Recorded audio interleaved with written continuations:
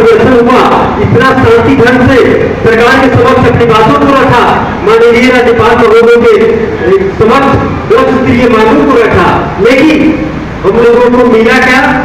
आप सभी के सामने है। रिजल्ट क्या हुआ?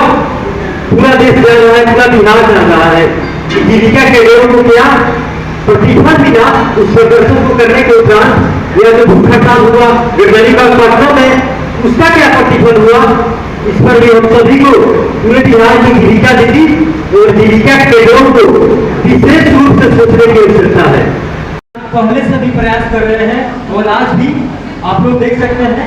उसी के लिए जीविका दीदी एवं कैडरों का महापंचायत का आयोजन किया गया है। तो चुनाव के मद्देनजर हम ये कहना चाहेंगे कि जिस तरह सरकार जो है केवल जीविका दीदी और जीविका में जुड़े हुए सभी कैडरों को वोट बैंक के रूप में पिछले कुछ समय से प्रयोग करते आ रही है, उस रास्ते पे अभी न चलकर हम सभी को एकजुटता के साथ अपना परिचय देना होगा, ताकि सरकार को इस चीज का एहसास हो कि हाँ, जीविका दीदी और जीविका कैडरों का भी कोई संगठन है जो अपनी अधिकार मांगना चाहता है। अगर हम लोग एकजुट नहीं होंगे, अपनी बात जो है प्रबलता के साथ सरकार के समक्ष नहीं रखेंगे, तो ये है कि सबसे पहले अपने संगठन को मजबूत करें। और मजबूती कैसे होगा, संगठन मजबूत कैसे होगा, इस पर पुनर्विचार करें, ताकि जो भी शोषण के शिकार हो रहे हैं जीविका दीदी और जीविका कैडर, उससे मुक्ति पा सके।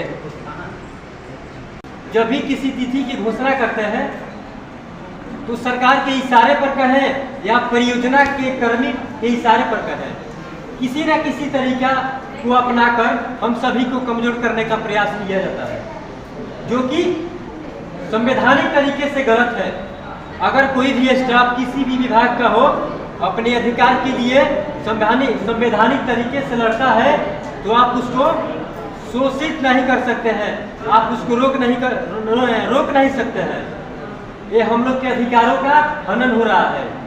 तो इसी के विरोध में हम सभी को एकजुट होकर आवाज उठाने की आवश्यकता है, ताकि जो हम लोगों की मांग है, क्योंकि देखा जाए तो बिहार में लगभग करोड़ों में संख्या है हम सभी की।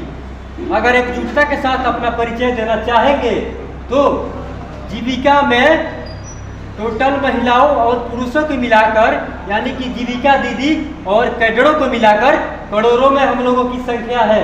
अगर हम लोग ठान लेंगे तो आने वाले समय में सत्ता को भी पलटने का हौसला हम लोग मुट्ठी में रखते हैं। इतनी हौसला है हम सभी के पास। लेकिन तुम किस बात की है, इसके लिए हम लोग जो प्रयास करते हैं वो प्रयास कहीं ना कहीं ईमानदारी से नहीं कर पाते हैं, कुछ ना कुछ उसमें त्रुटियां हो जाती है जितना होना चाहिए।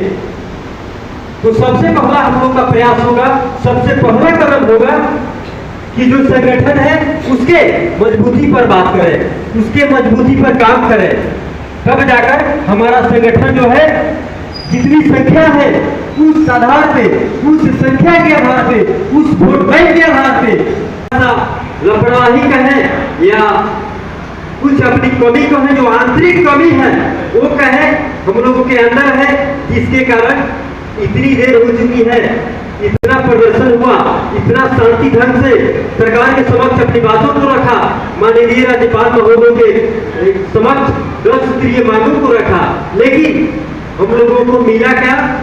आप सभी के सामने है। रिजल्ट क्या हुआ?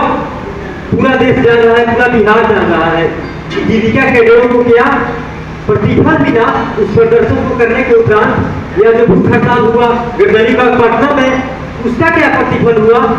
इस पर भी हम सभी को पूरे बिहार की जीविका दीदी और जीविका कैडरों को विशेष रूप से सोचने की आवश्यकता है। नहीं तो आज आपको शांति ढंग से, प्रिय ढंग से, संवैधानिक तरीके से अपनी बात, इसका एक ही समाधान है, बिहार प्रदेश जीविका कैडर के साथ कदम से कदम मिलाकर चलने का प्रयास करें, ताकि जो आप सभी के साथ पूरे बिहार के जीविका दीदी और जीविका कैडरों के साथ जो समस्याएं उत्पन्न हो रही है, उस समस्या पर अविलंब रोक लगाया जा सके, इसका मात्र एक उपाय है, एक वही है उपाय मात्र है जो है जीविका कैडर संघ में जुड़ना, और कोई भी कार्य बाधित नहीं होगा।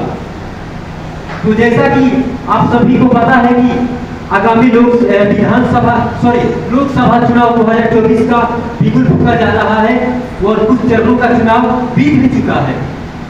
जहां अभी संपन्न नहीं हुआ है, उसके लिए एक ही उपाय है कि वहां के जो भी जीविका दीदी है, जीविका कैडर है, अपनी एकता को प्रदर्शित करते हुए वहां के सभी जीविका दीदी को जीविका कैडर संघ की हर गतिविधि के बारे में जानकारी दे कि कहीं ना कहीं एक संगठन भी चलता है हम सभी के हित के लिए, जो लगातार आवाज उठाने का बात है।